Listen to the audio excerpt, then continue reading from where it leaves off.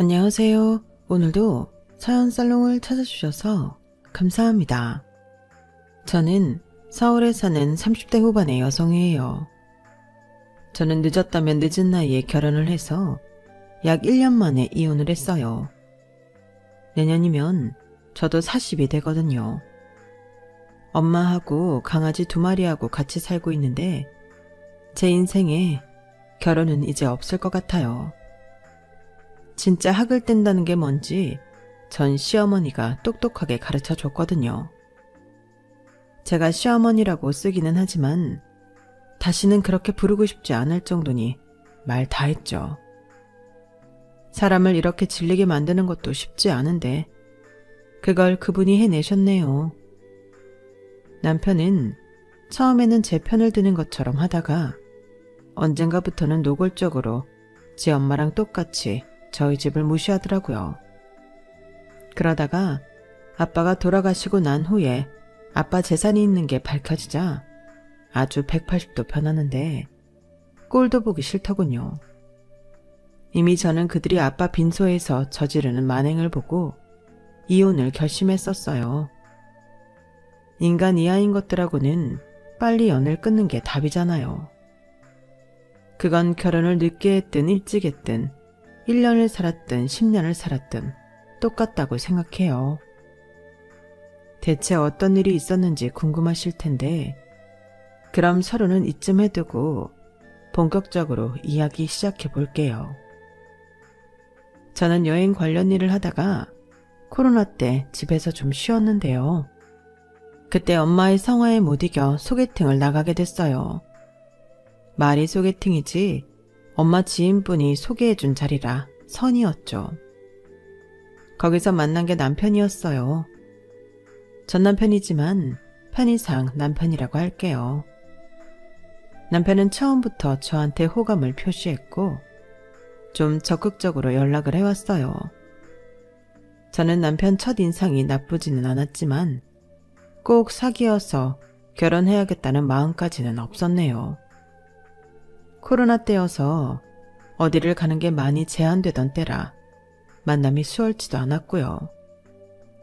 저는 적당히 시간 때운다는 생각으로 그 사람 전화를 받고 영상통화를 하곤 했는데 남편은 꽤나 긴 시간 저와 이야기를 하려고 했어요. 제가 그만 끊자고 해도요. 제가 마음에 드는 것도 있긴 하겠지만 나중에 결혼하고 알게 된 건 남편도 나이 차이가 나니까 누구하고라도 결혼해서 아내가 차려주는 밥 먹고 나가서도 자기 짝 있다 뭐 그런 걸 내세우고 싶었던 거더라고요. 남편하고 제가 동갑이거든요. 저 인간이 열등감이 있고 그럼에도 자존심을 또 세우더라고요. 예전에 좀 잘 나가는 여자들 만났다가 여러 번 차인 적이 있대요. 그래서 아예 자기를 거절할 것 같은 어린 여자들한테는 제대로 들이대본 적도 없다네요. 한마디로 제가 만만하니까 덤볐던 거였어요. 나중에 그런 말을 아무렇지 않게 하는데 어찌나 기분이 나빴는지 몰라요. 아무튼 그때 저는 그런 사실을 몰랐고 동갑이라는 유대감과 말이 통하는 것 때문에 저를 좋아하는 줄로만 알았어요. 아무튼 지루한 코로나 통제 기간이 끝나고 저희는 본격적인 연애를 하게 됐고 저는 새로운 일을 하게 됐어요. 출판 쪽에서 독립을 한 친한 언니와 동업을 하게 된 거죠. 여행과 해외 도시 소개를 주로 하는 책을 만드는데 제가 기획을 담당하고 작가도 섭외했어요. 딱 출근 시간을 정해서 하는 일은 아니라며 언니가 저보고 편하게 출퇴근하라고 했지만 저는 회사 다닐 때처럼 아침 10시부터 저녁 5시 30분까지 꼬박꼬박 일을 했어요. 그래야 집중해서 일이 되더라고요. 남편은 공무원이라서 6시에 칼퇴근할 때가 많았어요. 그래서 퇴근 후 데이트를 할 때면 남편 직장하고 좀 더 가까운 곳으로 가곤 했어요. 제가 30분 이상 기다리는 것도 지루해서요. 남편은 자기 엄마가 아직도 일을 한다며 제가 자기 엄마랑 비슷해서 좋다는 말을 한 적도 있어요. 어머니가 무슨 일을 하시는데? 보험 설계사야. 원래는 사이버 대학에서 상담심리 공부하시고 친구분하고 상담센터를 차렸는데 성격이 안 맞아서 그만두셨어. 엄마가 젊을 때는 식당을 하셨거든. 나 대학 때부터는 쉬면서 논다고 하시더니 다시 일을 하시겠다고 하더라. 정말 열심히 사는 분이셔. 아무튼 나는 경서 네가 이렇게 일 열심히 하는 거 보면 우리 엄마랑 좀 닮은 것 같아서 더 친근감 느껴진다. 너의 장점은 이런 활동적이고 열심인 모습인 것 같아. 좋게 봐주니까 고맙기는 하네. 그래도 나는 정욱이 니네 어머니랑은 성향이 다른 것 같아. 다르기는 뭐가 달라. 비슷한 점이 더 많아. 두고 봐. 너도 그렇게 느낄 거야. 참, 너 이제 니네 어머니 이러지 말고 그냥 어머니라고 해. 어차피 그렇게 부르게 될 거잖아.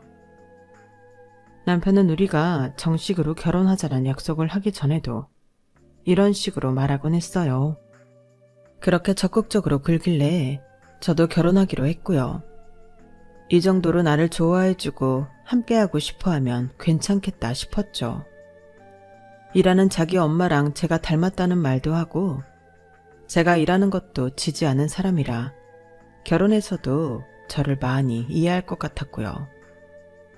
집에 인사드리러 갔을 때는 남편이 한 말이 있어서 그런지 시어머니가 씩씩하고 활발해 보였어요. 말투가 직설적이고 할 말 다 하는 스타일이라 더 그렇게 느껴졌던 것 같아요. 그래서 경서는 출판 쪽 일을 한다고? 그게 돈을 많이 버나?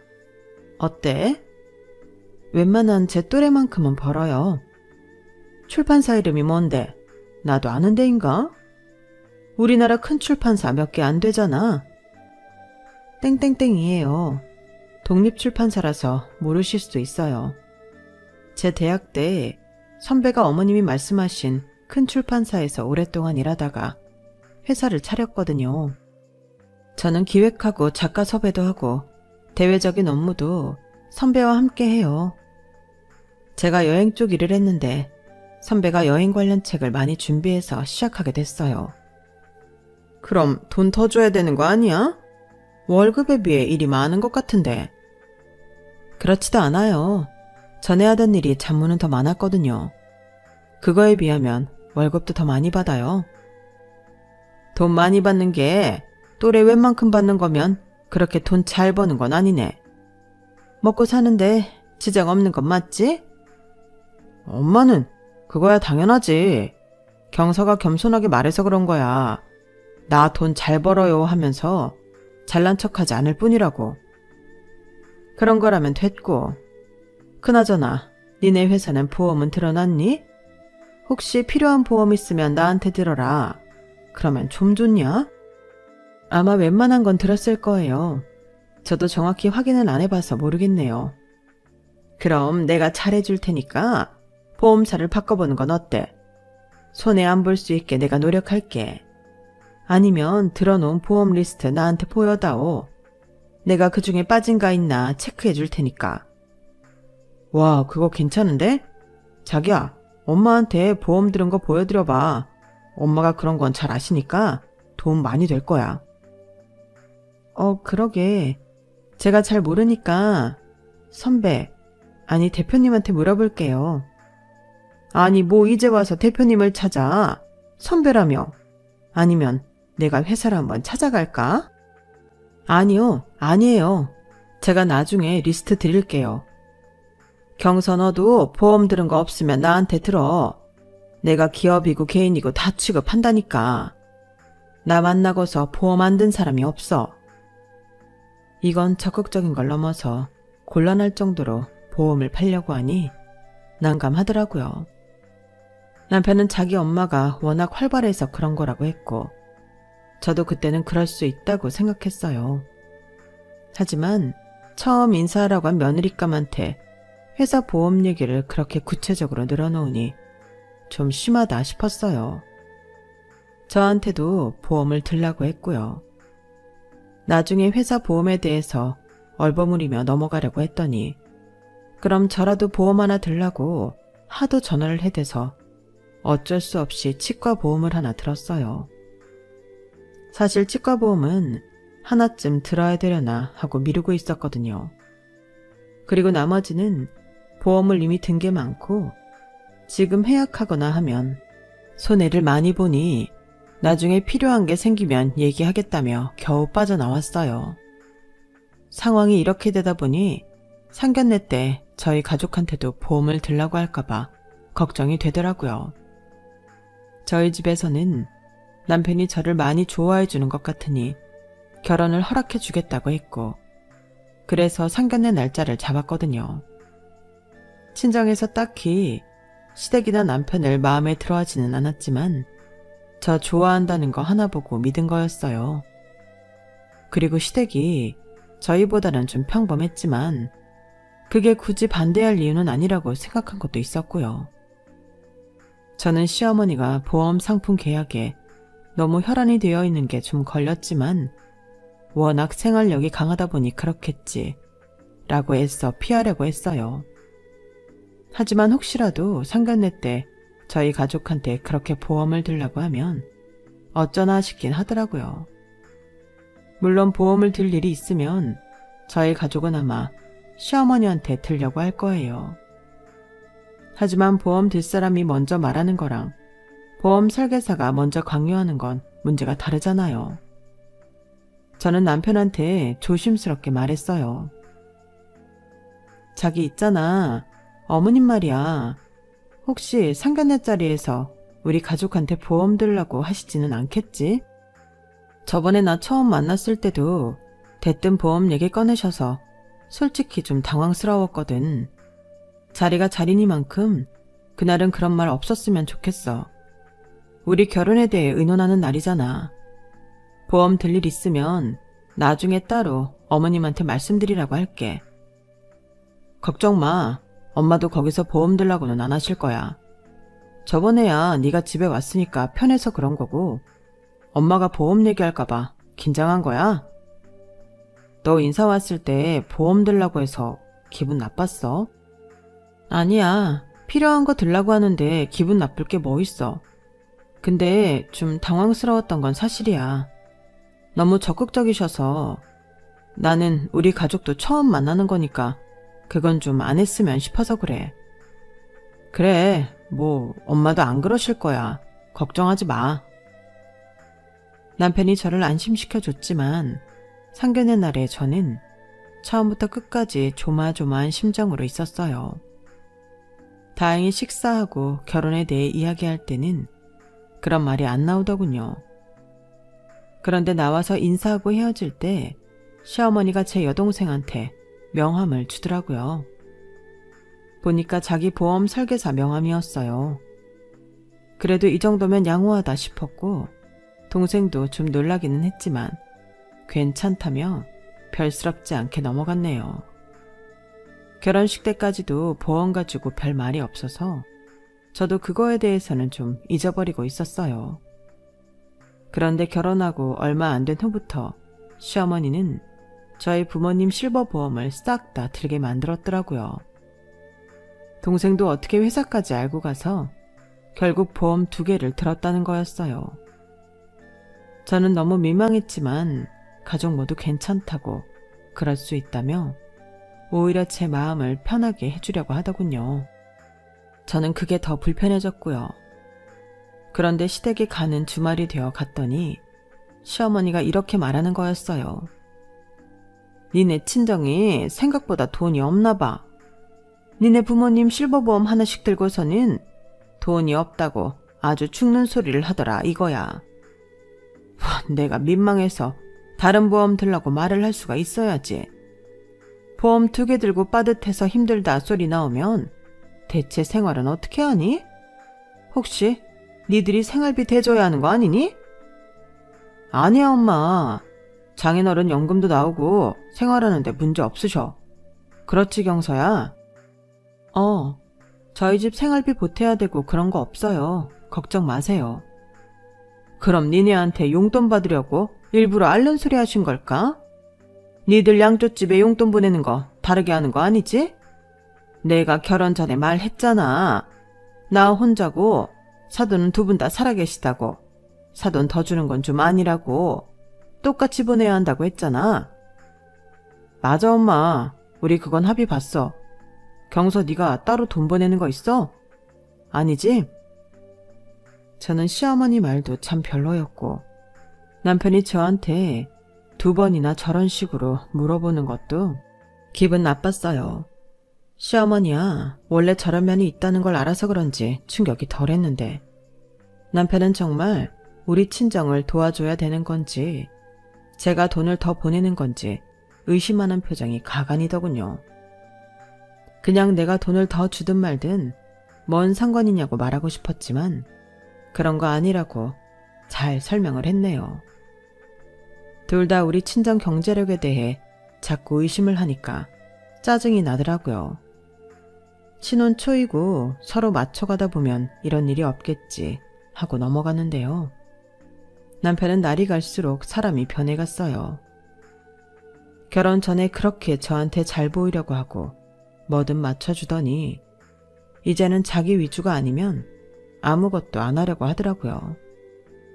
반찬까지도 자기가 먹고 싶은 것만 내놓으라고 하고 제 입맛에 맞는 걸로 하려고 하면 뭐라고 하는 거였어요. 자기는 이런 거 안 먹는다나요? 별것도 아니었어요. 명란젓을 구워서 야채 샐러드랑 같이 곁들인 거 한 접시였는데 자기가 먹고 싶다는 돼지고기 편육을 안 해놨다며 아주 밥상을 엎을 게 세더라고요. 그래서 제가 너무 어이없어서 이렇게 말했어요.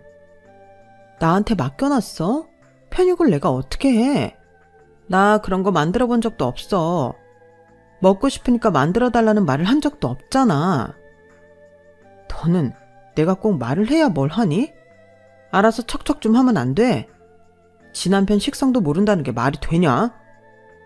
그렇게 먹고 싶으면 어머니한테 가서 해달라고 그래. 내가 엄마야? 조르면 나오게? 네가 나 좋아하는 것 하나도 못하면 내가 결혼을 왜 하냐? 네가 있는데 내가 왜 엄마 보고 그걸 해달라고 해? 만들 줄 모르면 배워. 그 나이 먹도록 그런 것도 안 배우고 뭐 했냐?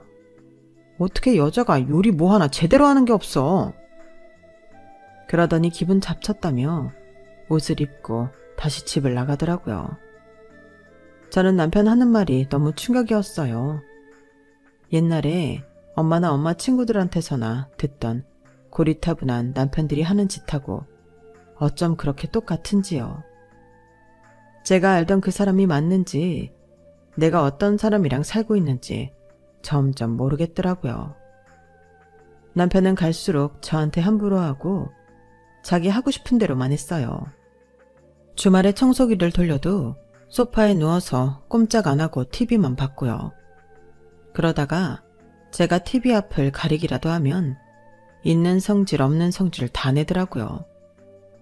처음에는 참았지만 자기는 집안 일손 하나 까딱 안 하고 저한테 집안일 떠맡기는 건 두고 볼 수 없었어요. 일요일에 점심을 먹는데 남편이 먼저 다 먹고는 소파에 가 누워서 TV를 켜더라고요. 이거 오늘은 자기가 치워. 내가 만들었으니까 자기가 설거지 하라고. 싫은데? 내가 왜 하찮은 부엌일을 해야 돼? 하찮은 부엌일? 그럼 그렇게 하찮은 일은 내가 왜 해야 돼? 야, 말이라고 해? 네가 안 하면 누가 해? 이봐요 김정욱 씨, 나랑 결혼 왜 했어? 일할 사람 필요하면 도우미를 불러다 쓰지. 내가 너 밥이나 해주고 뒤치다거리나 해주려고 결혼한 줄 알아? 나도 도우미만 불러서 시간제로 쓰면 더 편하지. 근데 나이 들고 결혼 안 하고 있어봐. 옆에서 다 나보다도 못하는 것들이 결혼해놓고 그걸로 사람 깎아내린다고. 진짜 빡친다니까. 그 꼴 보기도 싫고 나가서 내 체면도 안 살고 하니까 결혼한 거야. 너는 솔직히 내가 결혼하자고 해서 고맙다고 해야 되는 거 아니냐? 네 나이에 누가 결혼하자고 해. 다 어리고 젊은 애들이 좋지. 너처럼 나이만 먹고 고집 세고 친정도 별 볼 일 없는데 누가 데려가겠냐고. 그럼 죽는 신용이라도 하면서 집안일 해야 되는 거 아니야? 그러니까 나이 들어서 결혼은 해야겠고 어린 애들 만날 자신은 없으니까 나랑 결혼했다 이 소리야? 솔직히 나는 네가 하고 다니는 거나 본가가 좀 사는 동네에 있길래 니네 돈 좀 있는 줄 알았는데 그것도 아닌 것 같더라. 그럼 내가 너 주워준 거 평생 은혜로 알아야지. 요즘 공무원 인기 좀 떨어졌다고 해도 이만한 직업 없잖아. 네가 남편 잘 만났으면 알아서 좀 잘해야지. 아니, 내가 뭐가 고마워.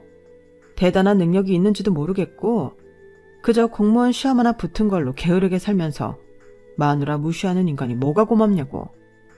너 그 말 취소해. 그러자 남편은 피식 웃으면서 배만 벅벅 긁었어요. 웃기시네. 취소 안 하면 뭐 어쩔 건데. 집이라도 나갈 거야? 어디 나가봐. 그래봐야 네 손해지. 저는 바로 방에 가서 남편 물건들을 하나하나 끌어내서 현관으로 집어 던졌어요. 처음에는 가만히 있던 남편도 장난이 아니라는 걸 느꼈는지 나중에는 저를 붙잡고 말리더군요. 야, 너 미쳤어? 이거 다 끌어내서 뭐 어쩌자는 거야? 어? 네가 잊었나 본데 이 집 내가 대출 내서 계약했어. 집 명의도 내 거라고. 알아? 나보고 뭐가 어째? 나이 먹어서 고집 세고 친정도 별 볼 일 없으면서 알아서 잘하고 살라고? 너 이 집에 집은 없으니까 당장 나가. 내가 가만히 있을 줄 알았나 봐? 저는 남편 물건들을 밖으로 끄집어내고 당장 나가라고 소리를 질렀어요. 남편이 어떻게든 해보려고 했지만 저는 틈을 주지 않고 있는 힘을 다해 남편을 밀어서 현관 밖으로 쫓아냈죠. 남편은 그 바람에 런닝에 반바지 차림으로 밖에 나가게 됐어요. 살면서 그토록 배신감을 느끼고 모욕적인 날이 없었어요. 저는 남편이 못 들어오게 안에 중문을 잠가버렸어요. 남편은 현관 비번을 열고 들어왔어도 중문이 잠겨서 밖에 서서 계속 저를 부르더군요. 이러지 말지. 내가 이번만큼은 봐줄 테니까 얼른 이 문 열어. 봐주긴 누가 누굴 봐줘. 내가 이런 말을 듣고도 이러고 살 줄 알았나 본데 아니거든? 너 나한테 싹싹 빌고 다시는 안 그런다고 하지 않으면 못 들을 줄 알아? 남편은 그런데도 입을 꾹 닫고 아무 말 안 했어요. 정말 최소한의 미안하다는 표현도 안 하더라고요. 저는 그게 더 기분 나빴어요. 결국 남편은 밖으로 나가더라고요. 그때 저는 속으로 이미 이혼을 결심했어요. 완전히 속아서 결혼했고 저는 최소한의 인간적인 대접도 받을 수 없을 거라는 걸 알았거든요. 남편이 시댁에 들어갔든 어디에 갔든 신경도 쓰지 않기로 했네요. 저는 현관 비번을 바꿔놓고 출근을 했어요. 저 없을 때 남편이 들어올 수 없도록 말이죠.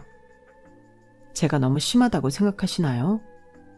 저는 결혼하면 저한테 더없이 잘해줄 것처럼 결혼을 밀어붙여 놓고 이렇게 싹 돌변해서 사람을 무시하는 게 더 심한 것 같아요. 결혼 생활 내내 계속 실망의 연속이었는데 드디어 그 끝을 본 거죠. 그렇게 며칠이 지났는데 시어머니가 연락이 왔더라고요. 제 회사 근처라면서 잠깐 보자는 거였어요. 남편 때문일 거라고 예상이 돼서 나가고 싶지 않았지만 어차피 한 번은 부딪혀야 하는 일이라 시어머니를 만나러 갔어요. 그런데 시어머니는 더 황당한 말을 하더군요. 야, 너 우리 정욱이랑 안 살 생각이야? 정욱이가 엊그제까지 친구 집에 있다가 온 것 같던데 네가 집 현관 비번도 바꾸고 중문도 잠갔다며. 지금까지 네가 정욱이 안 찾는 거 보면 뭐 마음이 없는 거니? 정욱이는 네가 이혼 얘기할 것 같다고 하던데? 눈치는 빠르네요. 네, 저는 저를 무슨 자기 뒤치다꺼리 하는 사람쯤으로 여기는 남편하고는 못 살 것 같아요. 저한테 심한 말 한 거, 무시하는 행동한 거 사과도 안 하잖아요. 너도 참 너다. 남자 하나 구슬릴 줄을 몰라서 뭐 네 뜻이 그렇다면 나라고 별 수 있겠니? 그런데 너 이거는 분명히 알아둬라. 네가 안 산다고 한 거지 우리 쪽에는 별 문제 없어. 뭐 집안일 분담 이런 거 갖고 갈등 안 하는 부부가 어디 있니? 그런 걸 갖고 네가 먼저 우리 아들 내쫓고 네 대출로 산 네 명의 집이네 하면서 자존심 상하게 만들었잖아. 그러니까 우리한테서 뭐 받아낼 수 있을 거라는 생각은 하지 마라. 그 정도는 너도 알겠지?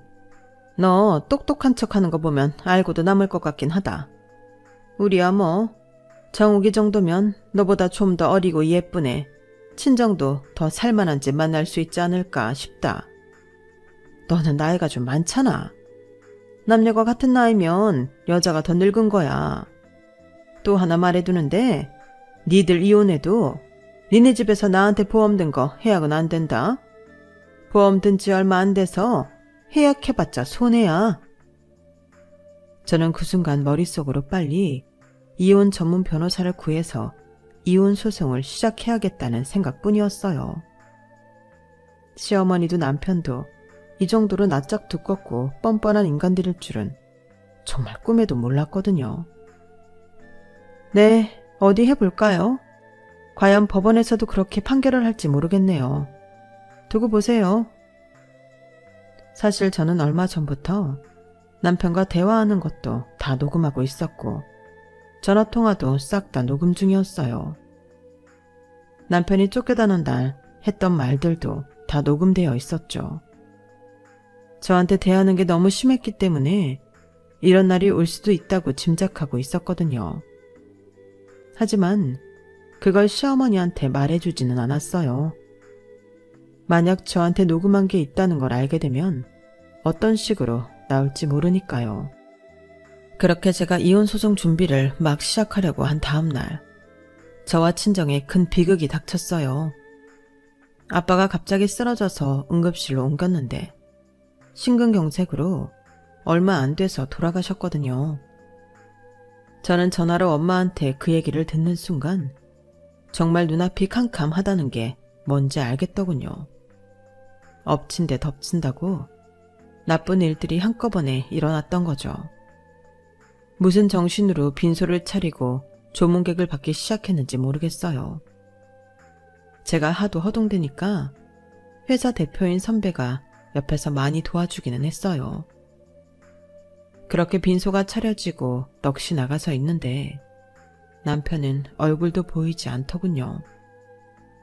엄마나 동생도 저희 사이가 안 좋다는 건 눈치채고 있었어요.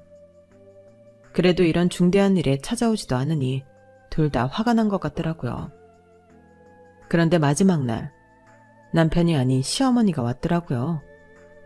그것도 모르는 사람을 둘이나 데리고요. 이 근처에서 회사 교육이 있었거든.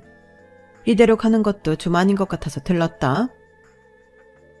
네, 와주셔서 감사해요. 그럼 저분들은 우리 회사 사람, 내 직장 동료. 그런데 그분들은 조의금도 안 내고 쏜살같이 식당 자리로 들어가서 앉더군요. 어차피 저도 그분들한테까지 조의금을 받을 생각은 없었어요. 그런데 왜 따라왔을지 좀 궁금하더라고요. 그리고 시어머니가 방명록에 이름을 쓰고 봉투를 건넸어요. 저는 봉투를 그냥 서랍에 넣었죠. 어쨌거나 아직은 이혼 전이고 시어머니니 저는 시어머니 직장 동료들한테 인사도 하고 직접 음식을 가져가 챙겨드렸어요. 그런데 시어머니가 이러더군요. 얘, 홍어무침 더 없니? 홍어 양이 좀 적은 것 같다? 홍어무침이요? 네, 그럼 더 가져다 드릴게요. 저는 주방에 계신 분에게 말씀드려서 홍어무침을 접시에 듬뿍 담아서 갖다 놓았어요. 시어머니랑 친구들은 허겁지겁 어찌나 잘 먹던지 다른 자리에 앉은 사람들이 쳐다볼 정도였어요. 제가 홍어무침을 놓은 것도 모르고 밥을 먹느라 바쁜 것 같더군요. 그때 동생이 저를 부르더니 작은 목소리로 이렇게 말했어요. 언니, 시어머니 조의금 얼마 낸 줄 알아? 10,000원이야, 10,000원. 그 말을 듣고 온몸이 얼어붙는 것 같은데 뒤에서 시어머니가 하는 말이 들려왔어요. 여기 오자고 하길 잘했지? 요새 어디 가서 10,000원 내고 이렇게 밥을 먹어. 역시 홍어무침은 장례식장이 최고야. 그 말을 듣자마자 저는 그 자리로 가서 테이블 밑에 깔려있는 종이를 확 빼서 상을 엎어버렸어요. 밥그릇이 날아가고 반찬들이며 시어머니가 그렇게 환장하는 홍어무침이 바닥에 다 쏟아지고 시어머니랑 친구들 옷에 다 묻고 난리도 아니었네요. 시어머니 친구들은 소리를 지르며 저를 째려봤고 시어머니는 얼굴이 새빨개져서 저한테 손을 올리더라고요. 야, 너 미쳤어? 어디서 이런 못된 짓거리를? 저는 그 순간 시어머니 팔뚝을 꽉 잡고 큰 소리로 말했어요. 내가 웬만하면 지나가던 사람들도 붙잡고 와서 밥 먹으라고 할 거야.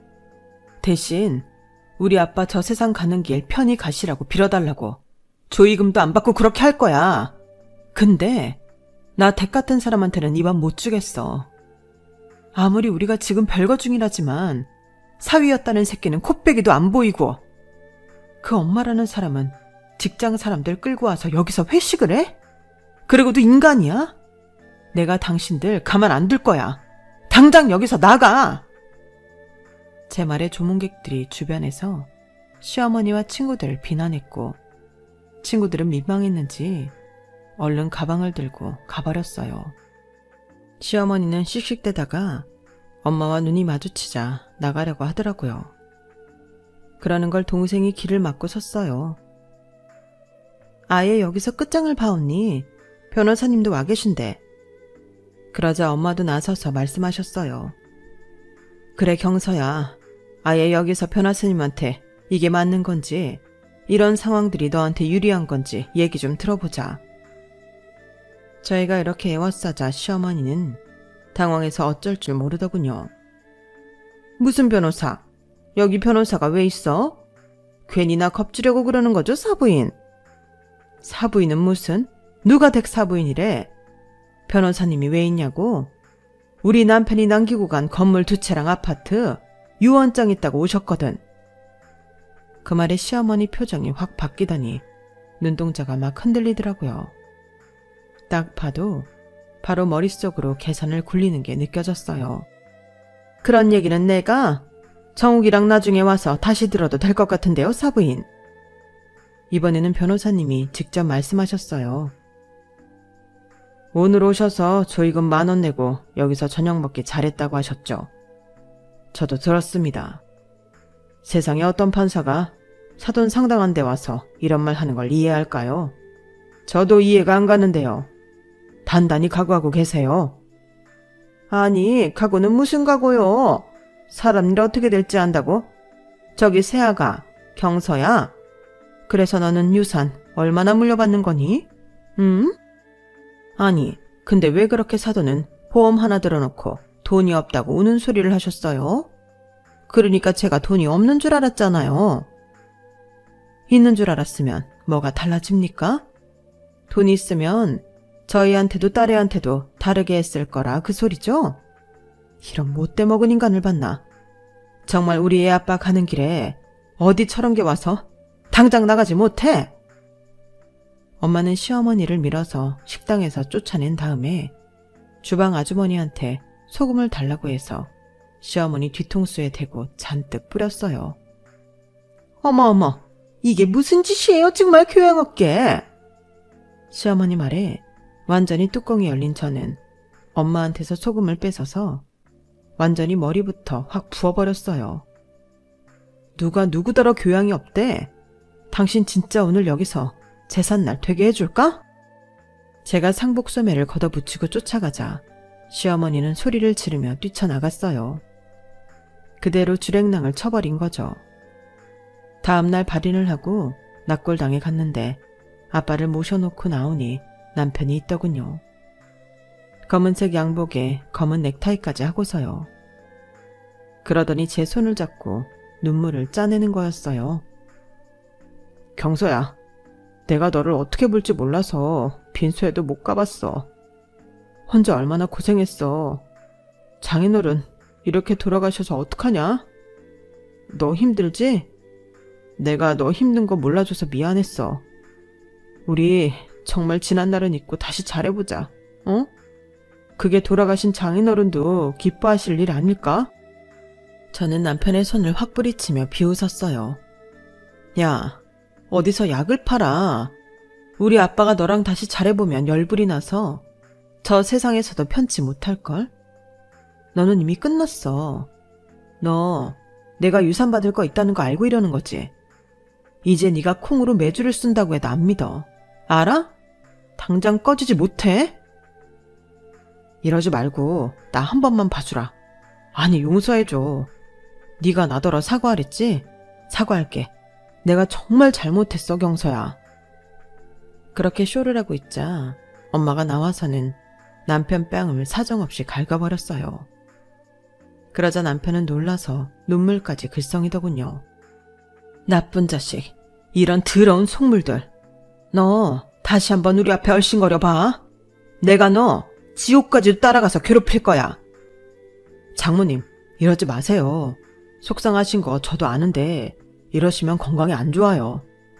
저희 다시 화해하고 잘 살아볼게요. 네? 이놈 이거 정말 내 딸을 그렇게 속여먹고 정신을 못 차렸네. 너 내 남편이 유산 남겼다는 거 네 엄마한테 듣고 이러는 거잖아. 여기 얘들아, 여기 좀 와서 이놈 좀 끌어내. 그러자 제 외사촌 남동생 셋이 왔어요. 셋 다 키도 크고 덩치도 좋았거든요. 그런 남자 셋이 자기 앞에 서자 남편은 쫄아서 아무 말도 못하더라고요. 세 명이 남편을 붙잡고 주차장까지 끌어냈고 저는 다시는 얼씬도 하지 말라고 했어요. 너는 내가 사과하라고 했을 때 했어야 돼.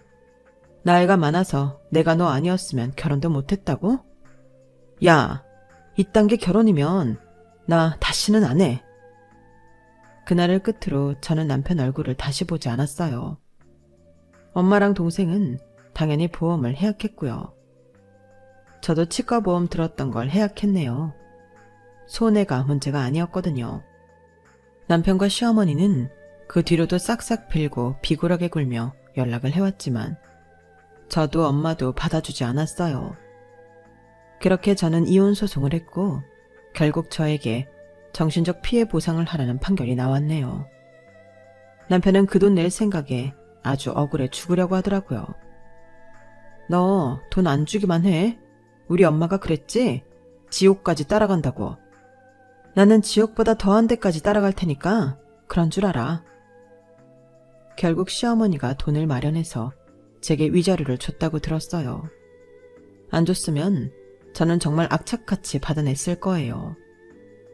그 후로 저는 다시 엄마와 함께 살며 일하고 틈틈이 여행 다니며 제 삶을 열심히 살고 있어요.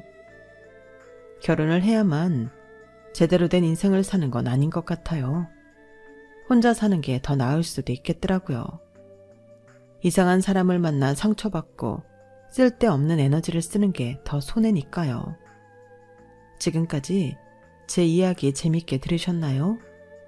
아직 미혼이신 분들 저처럼 이런 이상한 남자 안 만나시기를 제가 간절히 바라고 있을게요. 늘 좋은 인연들만 만나세요. 지금까지 들어주셔서 감사했어요. 건강하시고요. 여러분, 사연 댓글에 응원과 현명한 조언 부탁드려요. 좋아요와 구독은 저에게 큰 힘이 됩니다. 오늘도 좋은 일 가득하세요.